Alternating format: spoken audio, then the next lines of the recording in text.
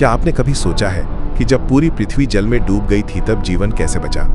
ये कोई कल्पना नहीं, बल्कि भगवान विष्णु के मत्स्य अवतार का अद्भुत रहस्य है। पुराणों के अनुसार एक समय ऐसा आया जब प्रलय यानी महाविनाश निकट था। चारों ओर जल ही जल फैलने वाला था। उसी समय एक महान राजा सत्यव्रत गहरी तपस्या कर रहे थे। एक दिन जब वे नदी में अर्घ्य दे रहे थे, उनकी हथेली में एक छोटी सी मछली आई। मछली ने उनसे कहा, हे राजन, मुझे बचाइए, बड़ी मछलियां मुझे खा जाएंगी। राजा को दया आ गई। उन्होंने उस मछली को अपने कमंडल में रख लिया। लेकिन हैरानी की बात यह थी कि मछली हर दिन बड़ी होती जा रही थी। कमंडल से घड़ा, घड़े से तालाब और फिर समुद्र तक वो मछली इतनी विशाल हो गई कि राजा समझ गए ये कोई साधारण जीव नहीं। तभी मछली ने अपना असली रूप दिखाया। वो स्वयं भगवान विष्णु थे। भगवान ने कहा, हे सत्यव्रत, 7 दिन बाद प्रलय आएगा।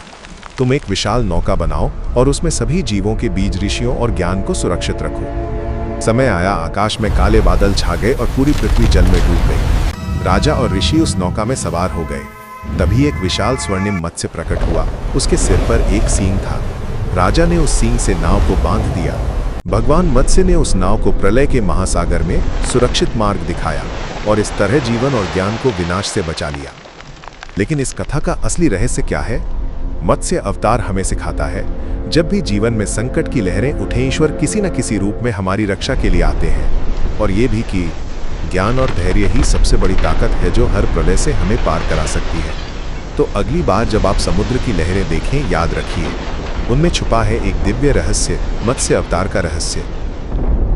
Rahasya Kartikeya Official. Like, share and subscribe.